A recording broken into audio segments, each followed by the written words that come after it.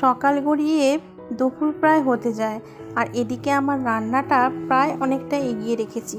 তো এই জাস্ট সবেমাত্র রান্নার কাজটা কমপ্লিট করেই আমি স্নান টান করতে যেতে পারবো।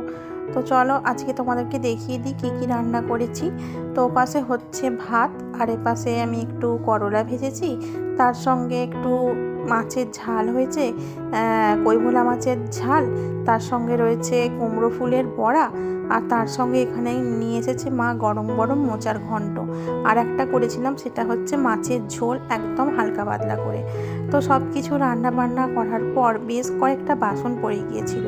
তো সেই বাসনগুলো এখন আমি মাজতে বসেছি কলের কাছে। তো এই বাসনগুলো মেজে নেওয়ার পর তারপরে চলে যাব স্নান করতে। তারপরে মেয়েরা স্কুল থেকে চলে আসার পর ওদেরকে খেতে দিয়ে আমিও খেয়ে নেব। তো চলো আজকের মতন টাটা, সবাই ভালো থেকো, সুস্থ থেকো, দেখা হচ্ছে পরবর্তী ভিডিওতে।